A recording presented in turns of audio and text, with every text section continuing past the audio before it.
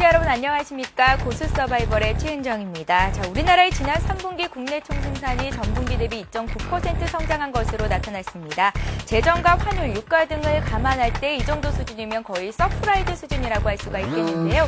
이에 따라서 오늘 코스피 지수는 1%따로 상승하면서 1657로 장을 마쳤습니다. 국내에서 초등학생 2명이 신종 인플루엔자 치료 도중에 사망했다는 소식이 전해지는 등 오늘 신종플루 관련주들이 급등하는 모습이 나왔는데요. 오늘 고수 서바이벌에서는 보다 자세하게 장을 분석해보고 여러분들이 갖고 계신, 보유하고 계신 종목들 상담을 해드리는 시간을 마련했습니다. 자, 오늘부터 일주일간 고수 서바이벌에서 함께해 주실 전문가를 소개해드리겠습니다. 하이리치의 수석 애널리스트인 검투사님을 먼저 화면을 통해서 소개를 해드릴게요.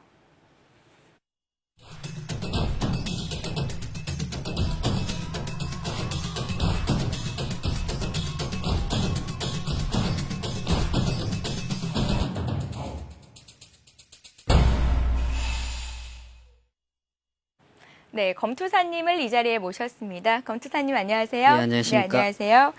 네, 저희 고수 서바이벌은 여러분들의 참여로 만들어집니다. 방송 보시다가 검투사님의 의견에 지지하신다 하시는 분들은 의견을 지지한다라는 문자 메시지를 보내주실 수가 있는데요. 종목 상담 신청도 받고 있습니다. 샵 5588 문자를 보내주시거나 1599-7770번으로 전화를 주실 수가 있고요. 서울경제TV 하이리치 홈페이지 게시판을 통해서도 의견을 남겨주실 수가 있습니다. 또 게시판에 종목 상담 신청을 해주시면요. 실시간으로 종목 상담도 해드리고 있으니까요. 이 점도 참고해 주시길 바랄게요. 잠시 뒤에 고수의 이슈를 시작합니다.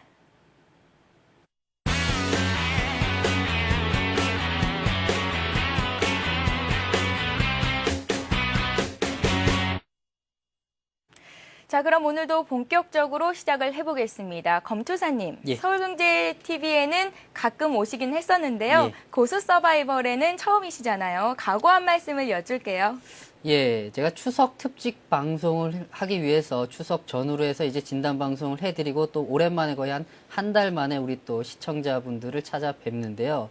자, 아무래도 또 일주일 동안 우리 시청자분들과 함께 하기 위해서 또 주말에 쉬지도 않고 또 종목이라든지 여러 가지 시황에 대한 분석들을 해왔으니까요. 우리 시청자분들, 저 검투사가 어떻게 종목들을 진단을 하는지 한번 지켜봐 주시기를 부탁드리겠습니다.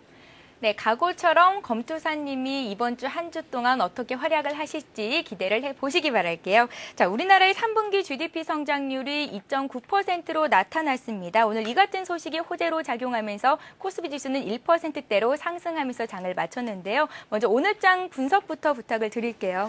예, 오늘장 같은 경우에는 뭐 한국은행에 우리 앵커께서 말씀해 주셨듯이 그 GDP 관련된 소식들도 있었고요.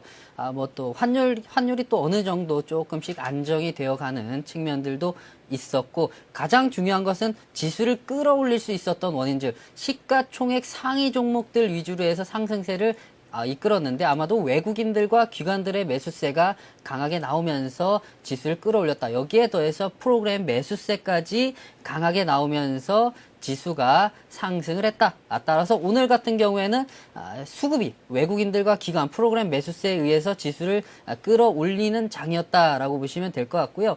그런데 자, 우리 회원님들, 우리 시청자분들께서 보시면 아시겠지만, 자, 주가를 끌어올리는 요인들, 뭐 금리라든지 환율이라든지 뭐 여러 가지들이 유동성이라든지 있는데 우리 시청자분들께서는 이런 것들 잘 모르시죠? 가장 간단하게 접근을 하셔야 된다. 따라서 이런 것들 제외하고 오늘 장의 가장 큰 이슈는 딱 두 가지였습니다. 네.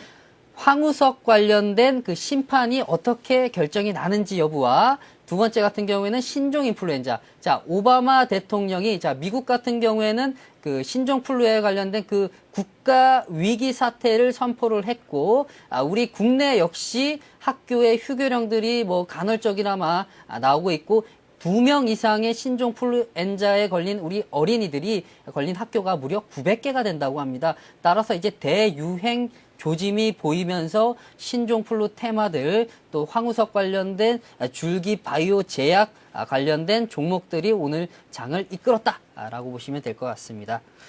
자, 그럼 이제 또 추가적으로 이제 제가 계속해서 진행을 하는 건가요, 앵커님? 아니요, 제가 여쭤볼게요. 예. 자, 신종플루 관련해서 오늘 예. 상한가까지 오른 종목들이 정말 많이 나왔는데요. 이렇게 신종플루 관련해서 이런 어떤 소식들이 전해져서 이렇게 지수가 급등하는 모습이 연출됐는지가 궁금해요. 좀 정리 좀 부탁드릴게요. 예, 신종플루엔자와 관련된 소식들은 다들 우리 시청자분들께서 경험을 하셨을 겁니다. 요즘 같은 경우에 신종플루 관련된 종목들 안 들으신 분들이 없겠죠. 뭐 오늘 같은 경우에 CTC 바이오라든지 파루라든지 중앙백신, 이글벳, 대한유판 같은 종목들이 상한가를 기록을 했는데요. 자, 이러한 테마들과 신종플루 관련된 테마들, 또 황우석 관련된 줄기세포 테마들 같은 경우에는 단기간에 재료에 의해서 급등을 한다. 실질적으로 이 주가라는 것은 기본적 분석, 회사가 가지고 있는 내재 가치를 평가를 하고 또 기술적 분석을 통해서 매수와 매도 타이밍을 들어가 줘야 되는데 이러한 회사들 같은 경우에는 재료라든지 정책이라든지 여러 가지 소식들에 의해서 주가가 가기 때문에 보통 이런 회사들 같은 경우에는 기본적 분석을 좀 살펴봤을 경우에 회사의 매출액이라든지 단기 순이익 여러 가지 면에서 좀 좋지 못한 부분들이 있습니다. 따라서 이러한 것들은 장기적으로 길게 끌고 갈 수 있는 종목들이 아니라 단타로, 정말 단타로 들어가셔야지 수익을 내실 수 있다. 재료에 의해서 들어가셨다면은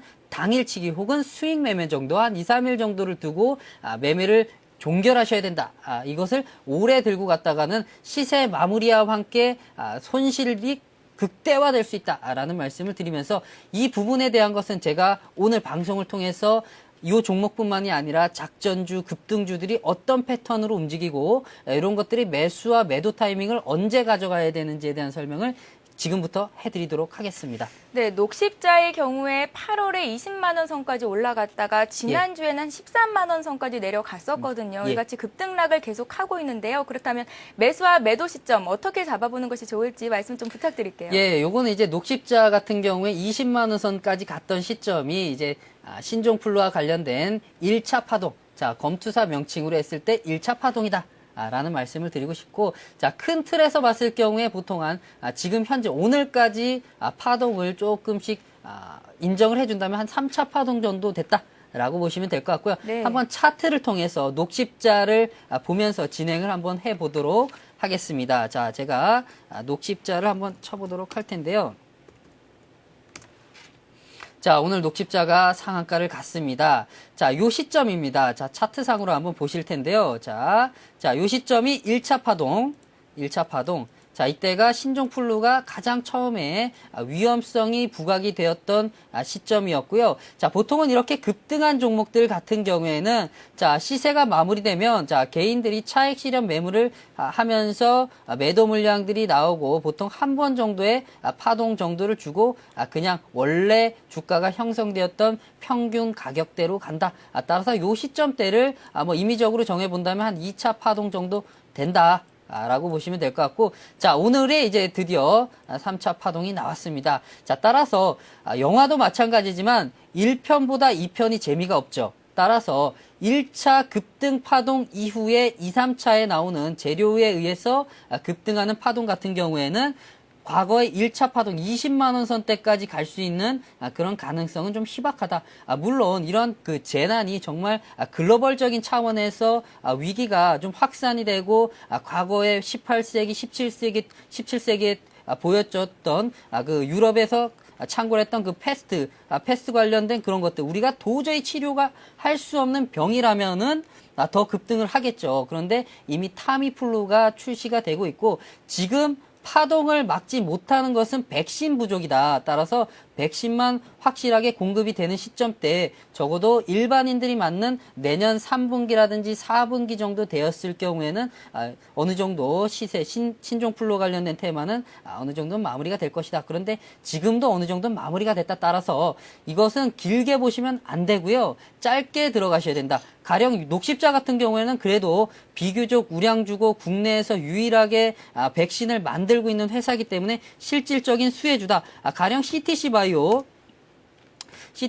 같은 경우에 좀 샘플을 말씀드리면 이것이 보통 평균적으로 나오는 코스닥 업종 중에서 내재 가치라든지 기본적 분석은 해봤을 경우에 매출액들은 좋지 못하고 단기 파동에 의해서 재료에 의해서 급등을 하는데 자 보십시오. 자 요거 보시면 보통 급등을 할 때 자, 점 상한가를 기록을 하면서 올라가고, 자, 보십시오. 확대해서 보여드리겠습니다. 자, 요때, 요런 것들이 아마 작전 세력들, 자, CTC 바이오 같은 경우에는 아마도 뭔가 그 큰 손 세력들에 의해서 비교적 자금을 확보하고 있는 세력들이 자, 이렇게 점 상한가에서 올립니다. 왜?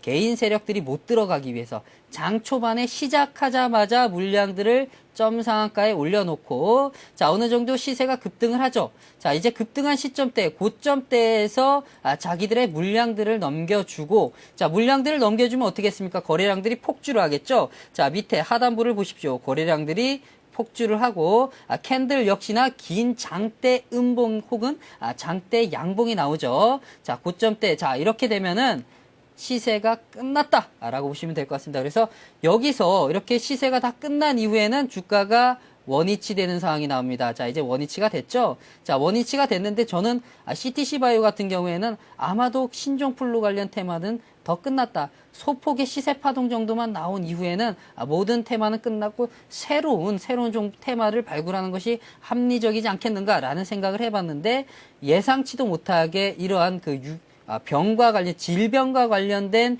악재가 나오다 보니까 이것이 다시 주식에서는 호재로 작용하면서 오늘 같은 경우에는 상한가를 기록하면서 주가를 끌어올렸다. 따라서 앞에서 신종플루와 마찬가지로 이러한 종목들 같은 경우에는 급등한 이후에 1차 파동 이후에 소폭의 반등 정도 나오시겠지만 11,700원 이상대 정도 가는 것은 무리가 있다. 17,000원이죠. 17,000원대 이상 가는 것은 무리가 있다. 따라서 오늘 같은 경우에는 장 초반에 시작하자마자 상한가를 기록을 했기 때문에 아마도 개인 투자자들 같은 경우에서 들어갔다면은 자 오늘 종가권 이상대 12,000원 이상대에서 들어가셨거나 아니면 과거에 이미 이러한 파동이 나왔을 때 들어가신 회원님들 시청자분들께서 자, 살지 못하고 보유하고 계셨겠죠. 네. 그렇죠. 자, 그렇게 된 겁니다. 그래서 지금 같은 경우에 어느 정도 손실이 회복된 시청자분들께서는 이러한 신종플루 관련된 종목들은 물론 내일도 갈 수가 있겠습니다. 내일 정도는 갈 수가 있겠지만은 장 초반에 좀 지켜보셨다가 시세를 끌어올리고 장 초반에 상한가를 갔다. 라고 했을 경우에는 비중을 한 50%에서 70% 정도는 비중 축소를 해 주시고 나머지 30% 정도는 보유선을 상향하시면서 대응을 하시고 내가 투자 성향이 조금은 보수적이고 좀 연세가 있으시거나 이렇게 급등하는 종목에 대응하기가 힘들다라고 하는 시청자분들께서는 내일 욕심 부리지 마시고 전량 손실이 회복되셨다면은 전량 하시던가 한 20% 정도만 남겨두시고 청산을 하셔야 된다. 요 급등 패턴에 대해서는 CTC 바이오뿐만이 아니라 오늘 또 상한가를 기록했던 파루라는 신종플루 종목들 보이시죠? 자, 보십시오. 자, 이렇게 끌어올린 다음에 끝내버리는 그런 패턴들이 나오고 요 파루 같은 경우에는 조금 의외의 모습인데 자, 꼭지가 점 상한가를 기록하고 점 하한가로 바라 밀어버리는 좀 특이한 상황이 나오는데요. 일단은 이런 것들은 좀 파루 같은 경우는 좀 특이하긴 하지만 패턴상으로 봤을 경우에는 급등 패턴이 확실하다. 자, 그리고 오늘 같은 경우에 잠깐 끌어올리고 끝나는 자, 파루뿐만이 아니라 오늘 같은 경우에 중앙백신도 있죠. 중앙백신 자 한번 제가 차트를 한번 계속해서 보면서 우리 시청자분들이 요 패턴을 익히시라고 말씀을 계속해서 드리고 있습니다. 자 네. 보십시오. 자 요 패턴 자 끌어올리고 자 1차 파동 나오고 2차 파동 나오고 3차 파동 제가 거짓말하는 게 아니죠. 자 계속해서 신종플루로 오늘 오른 종목이 한 4-5종목 되는데 그 4-5종목의 거의 대부분이 이런 패턴을 보여주고 있습니다. 그래서 여기 꼭지에서 자 보십시오. 자 윗꼬리 달고 아랫꼬리 달고 변동성이 상당히 크게 진행이 되고 거래량들도 밑에 하단부에 상당히 터져 나왔죠. 자 여기가 꼭지다. 따라서 우리 시청자분들은 앞으로 거의 대부분 같은 경우에는 이렇게 꼭지에 항상 들어가시는데 이렇게 오늘 같은 경우에도 들어가셨다면 꼭지에 들어가셨을 것이고 한 2-3일 전에 들어가셨어도 꼭지에 들어가신 분들이 많습니다. 그래서 내일 추가적으로 갈 수 있겠지만은 일단은 좀 비중을 축소하시는 것이 바람직해 보인다. 이거 끝나면 시세가 완전히 끝나게 될 경우에는 제자리로 돌아올 것이다. 제자리 갔을 경우에 후회하지 마시고요. 욕심은 금물이다. 탐욕과 욕심을 통해서 파산하는 분들을 많이 봤습니다. 따라서 뭐 내일 상한가를 가더라도 그 다음날 상한가를 가더라도 손실 회복과 원금 회복이 어느 정도 진행이 됐다면 비중 축소 혹은 청산 쪽으로 가닥을 가져가시는 것이 바람직해 보인다라는 말씀을 드리겠습니다. 네, 실적보다는 뉴스에 급등락하고 있는 만큼 이 신종플로 관련주들 대응에 신중해야 될 것 같은데요. 오늘 급등했던 신종플로 관련주들 향후에 어떻게 대응해야 되는지 짧게 전망을 또 들어봤습니다. 자, 그렇다면 이제 내일장 전망에 앞서서 앞으로 계속해서 중장기적인 관점을 가지고 계속해서 상승 여력이 남아있는 종목들을 눈여겨봐야 할 텐데요. 뭐 관심 가져볼 만한 종목이 있다면 한 종목 좀 말씀을 부탁드릴게요. 네, 관심 종목 같은 경우에 제가 어떤 종목을 좀 해드릴까 좀 준비를 해봤습니다. 자, 나름대로 조금 우리 회원님들께서 안정적이고 좀 보수적인 회원님들, 시청자분들을 위해서 좀 준비를 해봤는데요. 네. 주식을 가지고 투자를 하시는 분들이 제가 상담을 많이 해보고 또 시청자분들의 의견을 좀 들어보면은 연세가 있으신 분들이 많으세요. 뭐 40대 이후에 시청자분들이 많으신데, 자, 그런 분들 같은 경우에 지금 장이 박스권에서 횡보를 하고 있는데 환율까지 강세를 보여주면서 우리나라 같은 경우에는 수출 주도형 국가다 보니까 자, 원화 강세가 지속되면은 수출이 조금씩 경상수지가 흑자폭이 조금씩 감소를 하기 때문에 수익폭이 감소될 수 있다. 따라서 주가가 좀 감소될 수가 있고 종합 주가 지수도 좀 떨어질 수 있는 여러 가지 변수들이 있어서 가장 안정적인 종목들을 좀 해보도록 하기 위해서 종목을 삼성물산으로 가져왔습니다. 네, 자, 삼성물산이요. 예, 네. 삼성물산을 한번 차트를 보면서 진행을 해보도록 하겠습니다. 삼성물산 같은 경우에는 국내 도급공사 건설업종 중에서 시가총액 상위 건설업종 중에서 시공능력 2위 업체입니다. 자, 지금 차트가 아직 안 나가고 있나요? 자, 차트가 이제 곧 나갈 텐데요. 자, 그래서 도급 능력 2위의 업체이고 건설업종들이 GS건설이라든지 현대건설이라든지 건설업종이 전반적으로 올라오고 있습니다. 제가 건설업종이 올라오는 거에 대해서는 저희 하이리치 방송을 통해서도 6월달, 7월달에 언급을 해드렸었고, 자, 이제는 주가가 좀 많이 올라오는 측면이고, 삼성물산 같은 경우에는 조금은 박스권에서, 자, 보십시오. 박스권에서 횡보를 하고 있는데, GS건설, 현대건설은 이미 주가가 어느 정도 계속해서 회복이 되고 있는 상황이고, 따라서 그렇게 밸류에이션 측면으로 좀 부담이 되는 되는 종목들을 들어가기에는 좀 무리가 있기 때문에 기술적 박스권 하단부에서 최소한 반등을 통해서 이렇게 박스권 반등을 통해서 이렇게 먹을 수 있는 최소한 소폭이나마 단기 투자를 통해서도 먹을 수 있는 종목, 그리고 여기에 더해서 박스권의 상단부를 돌파해 나갔을 때 중장기적으로 들고 갈 수 있는 종목이 무엇일까? 라는 고민을 해보다가 삼성물산을 가져왔습니다. 삼성물산 같은 경우에는 이미 삼성전자라든지 뭐 여러 가지 삼성 관련 계열사들의 지분을 보유해서 지분 평가 이익만 해도 무려 6조. 자, 6조라는 지분 평가 이익을 가지고 있고, 이미 우리 시청자분들도 아시지만, 자, 부동산의 중심이라고 할 수 있는 강남. 이 강남에서 가장 우리 부동산을 측정하는데 가장 중요한 아파트가 몇 개 있지요. 개나리 아파트라든지 뭐 음마 아파트가 있는데, 이 대치동 음마 아파트라든지 혹은 용산의 신개발, 재개발 부분이라든지 이곳에서도 이제 가장 중요한 시공사로 낙찰이 되어서 상당히 앞으로 재개발이 시행이 될 경우에 삼성물산의 수익 구조는 더욱더 좋아질 것이고, 지금 박스권에 갇혀서 주가가 가지 못하고 있는데요. 이것은 뭐 일단은 건설 3분기 실적들이 좀 좋진 못했습니다. 왜?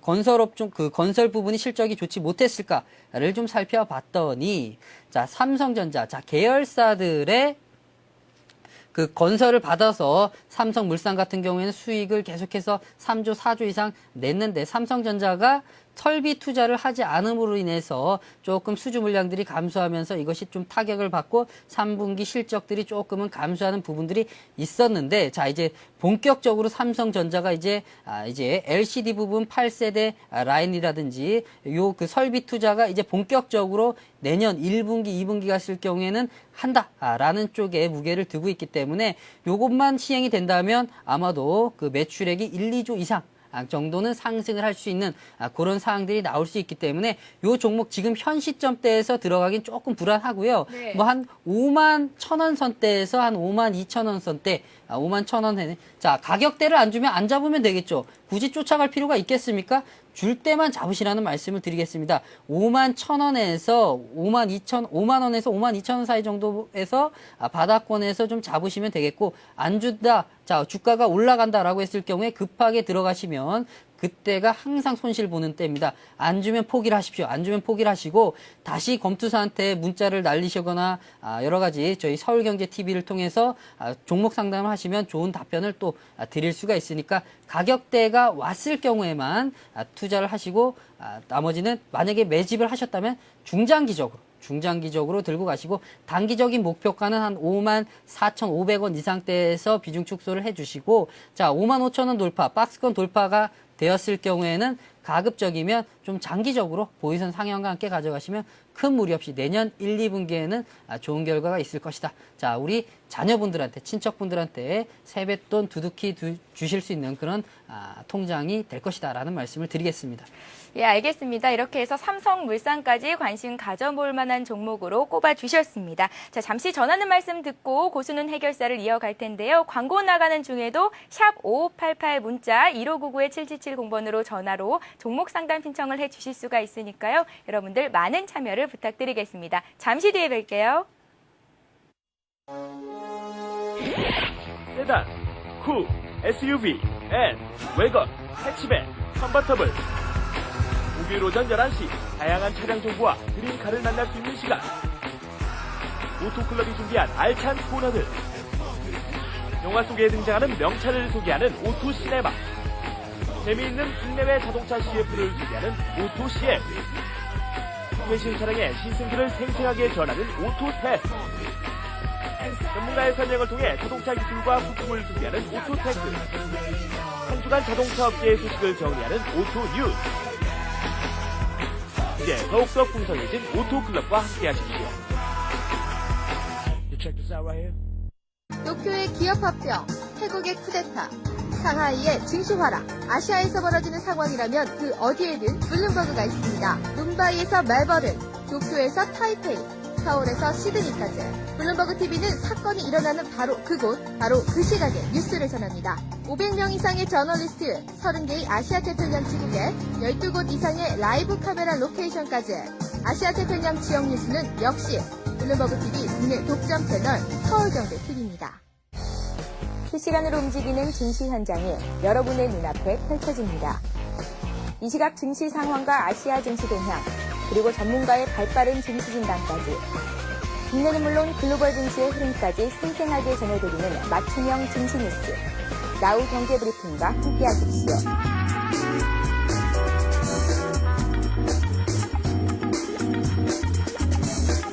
서울경제TV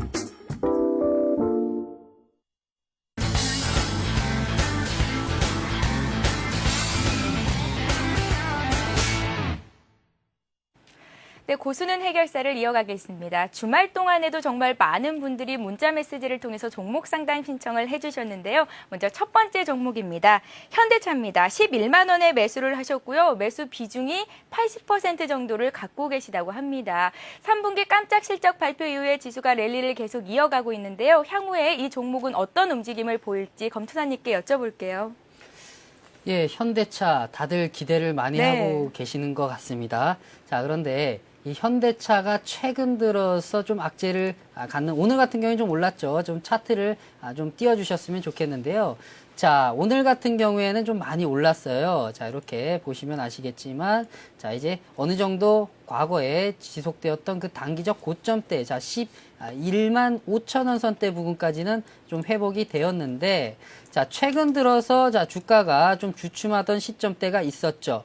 자, 좀 정확하게 좀 보여드릴 텐데, 자, 이렇게 주가가 빠지던 시점 때는 아마도 환율에 대한 부분이 우리 투자자들을 위축하게 만들었다. 자, 일단은 원달러 환율을 기준으로 했을 경우에 10% 하락할 때마다 영업이익이 2.3%씩 감소를 합니다. 지금 네. 현대차 같은 경우에는. 따라서 심리적인 환율, 자, 우리가 공포로 받아들일 수 있는 그 마지노선이 1150원 선이라고 봤을 경우에 이 지금 현재는 오늘 같은 경우에는 한 1170원 선대에서 조금씩 회복이 됐는데, 워낙 강세가 지속이 돼서 1150원 선이 깨지고 1100원 선까지 깨졌을 경우에는 일단은 어느 정도 손실을 채산성이 악화가 된다라고 보시면 될 것 같습니다. 그래서 1150원 1차 지지선, 심리적인 부분입니다. 이것은 심리적인 부분이고, 이것이 환율과 연동을 해서 우리 현대차는 접근을 하셔야 된다.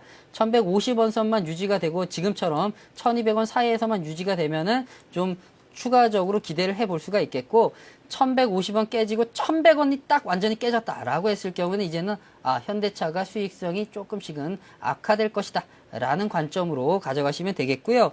그런데 이 환율을 상쇄시킬 수 있을 만한 부분들이 있습니다. 자, 이 환율을 상쇄시키기 위해서는 많이 팔아야 되겠죠. 네. 많이 팔면은 아무리 원화 강세가 지속이 되더라도 충분히 상쇄시킬 수가 있으니까, 자, 그래서 글로벌 시장 점유율을 1%씩 올릴 때마다 영업이익이, 이건 정확한 데이터는 아니고요, 한 2천억 가량이 증가를 한다, 뭐 여러 가지 수치들이 있는데, 아무튼 글로벌 시장 점유율을 높여 나가야 된다. 미국 시장 점유율 뭐 5% 이상 계속해서 높여 나갔을 경우에는 추가적인 수익을 기대를 해볼 수가 있겠다. 그래서 내수 판매가 됐든지 해외 판매가 됐든지 계속해서 자동차 판매량이 증가를 해나가면 환율을 어느 정도는 감수할 수는 있지만, 그렇지 않을 경우에는 환율을 주목을 해야 된다 라고 보시면 될 것 같고요. 또 한 가지 악재가 있습니다. 4분기 같은 경우에는 이제 도요타를 비롯해서 여러 가지 굵직굵직한 벤츠까지 해서 굵직굵직한 해외 자동차들이 이제 국내에 들어오고 신차를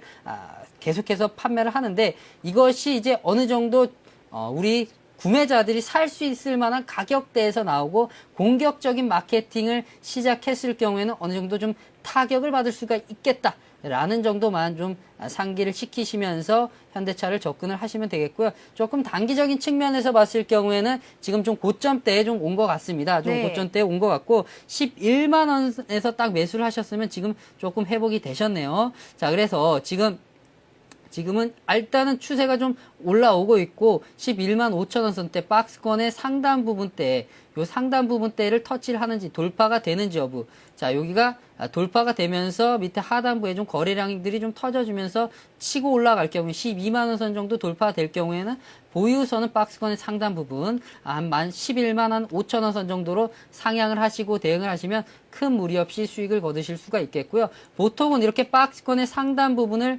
돌파했을 경우에는 한 번 정도 조정을 받고 여기가 지지가 되는지를 확인한 이후에 치고 올라가기 때문에 보유선은 제가 11만 5천 원 정도를 잡아 드린 것입니다. 그래서 그 정도 생각을 하시면서 대응하시고, 지금은 팔기보다는 좀 지켜보시는 것이 맞다. 그렇지만 환율은 꼭 체크를 하셔야 된다.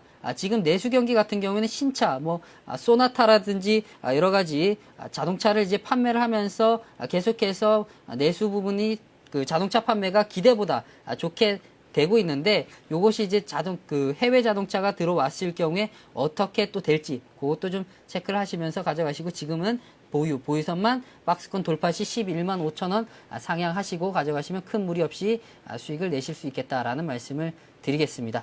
네, 비중이 한 80%가 되시는데요. 이 비중에는 문제가 없을까요? 자, 비중은 네. 좀 문제가 있습니다. 자, 포트폴리오를 구성을 하실 때는요, 가급적이면, 자, 내가 들고 있는 비중을 100이라고 놓고 봤을 경우에 한 30% 정도는 현금 비중을 가지고 계시고, 나머지 70% 정도를 다시 한 3등분 정도 하시면서 가져가셔야 된다. 왜? 자, 포트폴리오를 가져가시는 데 있어서 한 종목에 몰아서 가져가시게 되면 수익이 날 경우에는 수익이 계속해서 커져가겠지만은 손실이 났을 경우에는 막대한 피해가 있다. 따라서 좀 욕심을 부리시는 것은 금물이고요.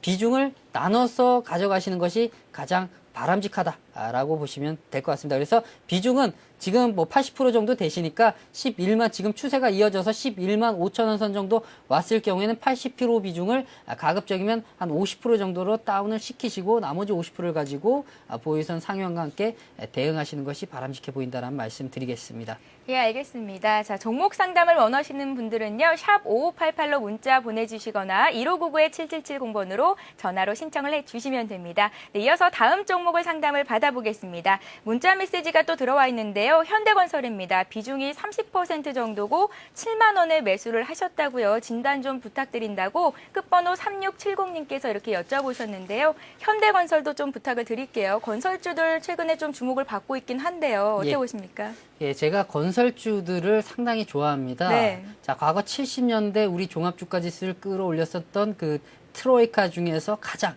중요했었던 것이 건설인데, 자, 이 건설업종들이 작년 10월 달만 하더라도 글로벌 경기 침체, 금융 시스템 붕괴에 의해서 내수 경기가 살아나지 못하다 보니까 건설주들이 폭락을 하는 그런 모습들을 보여주었습니다. 자, 그런데 올해 들어서 종합주가지수가 회복이 되고 IT라든지 자동차주들 또 거기에 파생되는 부품주들이 7월 달, 8월 달 되면서 급등을 하는데 유독 건설업종들만 작년 10월 달 주가가 빠지기 전 시점대에서 박스권에서 등락 정도만 하면서 움직이고 있길래, 자, 분명히 겨울에 국가들 같은 경우에는, 자, 정부는 겨울에 SOC 사업, 사회 간접 사업들을 많이 집행을 하면서 예산들을 투입해서 공공시설을 짓고 도로, 항만 건설을 짓는 그런 시설이 겨울에 집중이 됩니다. 따라서 국내 시공 능력 1위 회사인 현대건설이 이러한 수주를만 놓고 봤을 경우에 단연 최고의 메리트가 있다라고 봤었고, 이러한 건설업종들에 대해서 바닥권, 박스권에서 등락을 거듭할 때 바닥권에서 매수를 하시고 좀 중장기적인 투자를 하시면 최소한 박스권을 이용한 기술적 반등을 통해서 수익도 얻으시고, 이 박스권이 돌파되었을 경우에는 더 추가적인 수익이 난다. 장기 투자가 가능하겠다라는 말씀을 드렸었습니다. 자, 그러면 요 한번 차트를 보시면서 설명을 드릴 텐데요. 자, 이제 저점대를 높여 나가면서 현대건설이 자, 이렇게 서서히 올라오고 있고, 네. 큰 틀에서 봤을 경우엔 자, 이렇게 박스권에서 등락을 하고 있다가 이제 박스권 상단부 자, 67,000원 선대 돌파하면서 최근 들어서 워낙 저평가되어 있었기 때문에 이러한 그 차트가 박스권 상단부 돌파와 함께 추가적인 상승을 건설업종들이 가고 있다라고 보시면 될 것 같고요. 자, 앞으로도 더욱더 기대가 되는 것이, 자, 해외 수주 잔고가 지금 벌써 40억 불을 돌파를 하고 있습니다. 여기에 더해서 중동의 오일 머니들이 이제 본격적으로 아랍에미리트가 됐든지 사우디가 됐든지 플랜트, 정유, 가스 관련된 그 수주를 계속해서 하고 있고, 이것이 올 4분기에 집중이 되어 있을 경우에, 자, 현대건설이 됐든지 GS건설이 됐든지 아까 제가 말씀드린 삼성물산이 됐든지 네. 앞으로도 요 종목들을 잘 지켜보시면 좋은 결과가 있다. 그런데 제가 현대건설을 추천을 안 해드렸던 것은 이미 시세가 박스권 돌파와 함께 나고 있다라는 거죠. 자, 그래서 그 삼성물산 같은 경우는 박스권에서 하단부를 찍고 있었기 때문에 제가 추천을 해드렸던 거고요. 네. 자, 이 현대건설은 지금 앞으로도 추가적인 상승이 기대가 되니까 보유선 정도만, 지금 매수하신 금액이 7만 원대인데, 자, 조금 고점대에서 매수는 하긴 하셨지만은 일단은 여기 단기적인 구간에서 봤을 경우엔 좀 조정 정도는 나올 수가 있겠다. 뭐 가령 제가 말씀드린 대로 박스권 돌파 시에는 박스권 상단부 정도 찍고, 자, 이렇게 올라가는 상황들이 나오니까 뭐 가령 손절은 한 6만 6천 원 선대, 보유란위는 6만 6천 원 선대까지도 빠지고 반등으로 갈 수가 있겠다 정도만 염두를 해두시고, 이 종목은 좀 장기적으로 한 내년 한 1분기 정도 네. 중장기적으로 한번 들고 가시면 이 현대건설 좋은 결과 있을 것이다라는 말씀 드리겠습니다. 네, 매수 비중이 한 30% 되는데 이 비중은 괜찮을까요? 예, 비중은 좀 무난하다라고 보여집니다. 네, 예. 알겠습니다. 자, 이어서 전화 메시지를 통한 상담을 받아보겠습니다. 오늘은 어떤 분이 전화 주인공이 되셨을지 연결을 해볼게요. 안녕하세요. 여보세요? 네, 안녕하세요. 안녕하세요. 예. 네, 어디서 전화 주셨나요? 예, 여기 김해인데요. 김해요. 입니다. 예, 예. 네, 감사합니다. 전화 주셔서. 예, 예. 네, 어떤 종목이 궁금하신지요? 예, 한진중공업을요. 네, 한진중공업을. 예, 2007년도에 네, 상장되고 얼마 안 있어가지고 뭐 얼마에 그렇게 매수를 하셨나요? 88,900원이요. 88,600원이요. 900원이요. 900원이요. 예, 예. 네. 지금 그래가지고- 상당히 손실을 많이 보고 계신데요. 예, 그거 뭐 손절할 사이도 없이 그냥 쭉 빠져가지고 네. 그래도 지금까지- 비중이 어느 정도 되시나요? 15% 정도요. 15% 정도면 그래도 비중이 그렇게 많지는 않아서 다행 중에 다행입니다. 그래서 자, 그냥 지금까지 네. 갖고 있어요, 그걸. 네, 그러세요. 네, 한진중공업, 그러면 뭐 어떤 네. 점들을 위주로 저희가 상담을 해드릴까요? 그게 이제 어느 정도 와야 팔아지나 싶어서요. 보고 나서 네. 그냥 계속 주고 있으려고요, 썽이라서. 다시 올라갈 수 있다면 계속 쥐고 있고는 싶은데, 혹시라도 다시 올라가지 않을 수도 있으니까요. 전문가님께 여쭤볼게요. 잘 들어보시고요. 또 다른 네, 종목이 있다면 다른 종목으로 갈아타셔서 수익을 거두시길 바랄게요. 예, 예. 네, 전화 주셔서 고맙습니다. 예. 네, 검투사님. 예. 한진중공업이요. 예. 참 안타깝습니다. 어떻게 보시는지요? 예, 일단은 네. 제가 앞에서 우리 또 포트폴리오에 대한 부분들을 말씀을 드렸지만, 자, 일단은 우리 한진중공업 들고 계신 시청자분께서는 비중을 15%로 들고 계셨기 때문에 그나마 손실이 많이 나지 않으셨다. 이렇게 주가가 무려 상당히 한 4분의 1 정도로 75%라는 손실이 대략적으로 발생이 됐음에도 불구하고 우리 현대건설 들고 계신 80% 비중을 들고 계셨다면 거의 깡통이 나셨겠죠. 자, 그런데 다행히도 15%라는 비중을 들고 계시기 때문에 이렇게 손실이 최소한도로 막을 수가 있었던 것입니다. 일단은 네. 비중에 대해서는 좀 칭찬을 드릴 수가 있겠고요. 자, 일단은 그렇다면은 좀 주가를 놓고 봤을 경우에는 손절 타이밍을 지키지 않으신 것이 상당히 좀 문제가 된다.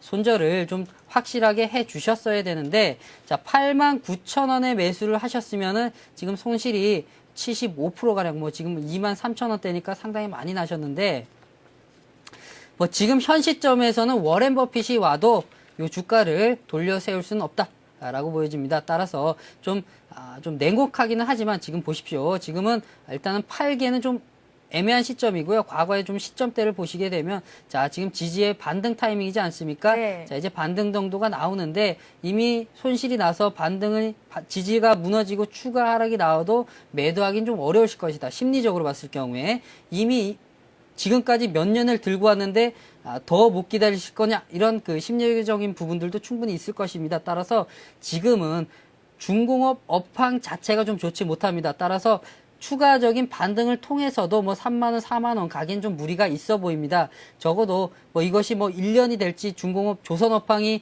1년 뒤에 회복이 될지 2년 뒤에 회복이 될지는 모르겠지만 최소한도로 내년 2분기 시점까지는 주가가 회복이 되긴 어렵다. 원금 회복은 좀 힘들어 보이고요. 그렇다면은 이미 많이 빠진 상태고 지금 현 구간이 또 지지라인 때고 추가적으로 빠져도 지금 바닥까지 가도 11,000원대이기 때문에 지금은 달리 방법이 없습니다. 지금은 보유하시면서 종목들을 좀 장기적으로 더 좀 끌고 가면서 손실폭을 축소하는, 지금 많이 빠졌기 때문에 최소한도로 기술적 반등 정도는 이제 나와야 된다.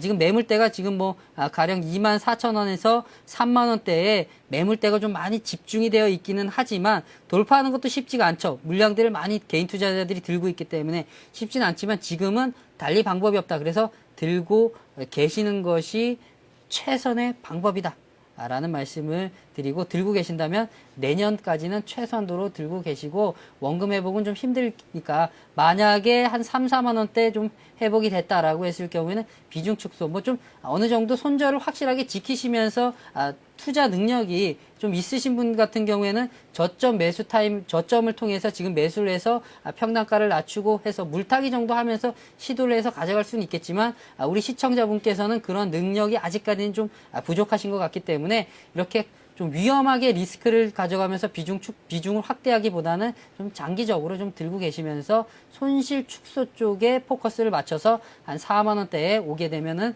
비중 축소 혹은 청산 쪽으로 가져가시기를 부탁을 드리겠습니다. 네, 한진중공업 손실이 워낙에 크기 때문에 일단은 보유하라는 관점을 내주셨는데요. 그렇다면 검투사님, 예. 차트를 통해서 이분이 매수하셨을 그 시기부터 이제 차트를 보면요. 언제쯤 손절을 했으면 좀 괜찮았을까, 이런 게 또 궁금하거든요. 그런 타임을 좀 잡아줄 수 있으실까요?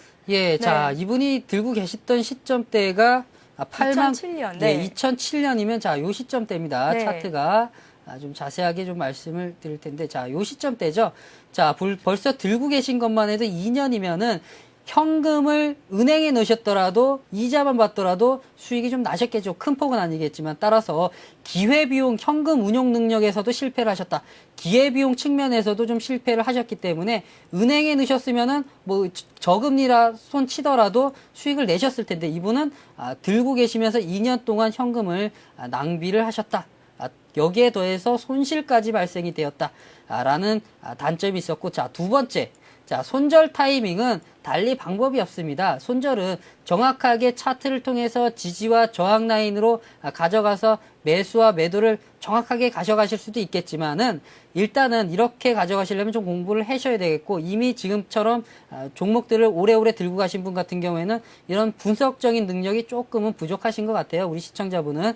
그렇다면은 가급적이면 중요하게 뭐 맥점을 잡아서 팔기보다는 내가 가지고 들어갔는데 손실이 뭐 5%라든지 10%라든지 이렇게 손실이 날 경우에는 미련 두지 마시고 네. 전량 청산을 하시는 방법이 살아남는 방법이다. 이 험난한 주식시장에서 살아남는 방법이다라는 것을 말씀드리겠습니다. 네, 차트를 잘 보지 못 보시는 분들이라든지 특히나 개인 투자자들 같은 분들께서는요, 자기만의 기준을 정해놓는 것도 좋을 것 같습니다. 5%, 20%, 20% 정도 빠졌을 때 나는 과감히 손절을 하겠다. 그런 방법이 또 손실을 최소화하는 방법이지 않을까라는 생각을 해봅니다. 자, 그래서 문자 메시지를 통한 상담을 한 종목 더 받아볼게요. 이번 종목은 LG전자입니다. 오늘은 우량주 위주로 상담 요청이 참 많이 들어와 있는데요. 12만 3천 원에 매수를 하셨고요. 비중이 한 35% 정도 가지고 계시다고 하셨습니다. 오늘 시가총액 상위 종목군 중에서는 LG전자가 조금 빠졌거든요. 예. 네, LG전자 향후 전망 또 어떻게 하고 계신지요? 자, LG전자가 좀 많이 빠졌습니다. 네. 최근 들어서도 계속해서 빠지고 있는데 삼성전자 같은 경우에는 반등을 하고 있고 종합주가지수가 빠지면서 아무래도 종합주가지수를 끌어올리는 시총 상위 종목들이 많이 빠졌고 자, 빠진 이후에 이제 반등이 나오는데 삼성전자 같은 경우는 이제 반등을 하고 있는데 유독 LG전자 거의 대부분의 뭐 가전제품에서 많이 겹치는 휴대폰이라든지 TV라든지 냉장고, 세탁기 이런 부분에서 많이 겹치는데도 불구하고 삼성전자 가는데 LG전자 빠지고 있어요. 일단은 이런 것들을 조금 생각을 하시고 가져야 되는데 왜 빠질까를 좀 생각을 해봐야 됩니다. 자, 일단 차트를 보면서 보십시오. 자, 일단은 주가가 좀 많이 빠졌죠. 그런데 좀 단순하게 생각을 하셔야 돼요. 삼성전자가 뭐 과거에 주가 폭락이 일어나서 올 1월달, 2월달만 하더라도 뭐 3, 40만 원대 됐을 경우에 그때 삼성전자가 망하겠는가라고 생각했을 경우에는 경기 회복이 일어났을 경우에는 좀 회복이 된다라는 좀 단순하고도 무식하게 생각을 했을 경우에는 지금 들고 계셨다면 80만 원대까지도 찍었을 때 상당한 고수익을 올리셨을 텐데 쉽지가 않죠. 그러면 LG전자도 이렇게 단순하게 생각해야 된다. 휴대폰 시장 점유율 자 이제 계속해서 높여 나가고 있고 자 1위 같은 경우에 노키아가 이제 세계적 글로벌 시장에서는 노키아가 1위를 달리고 있고 2위가 뭐 삼성전자 뭐 3위가 뭐 이렇게 계속해서 추격해 가는데 LG전자도 계속해서 시장 점유율을 높여 나가고 있고 TV 쪽에서도 이제 소니를 제치고 삼성과 LG전자가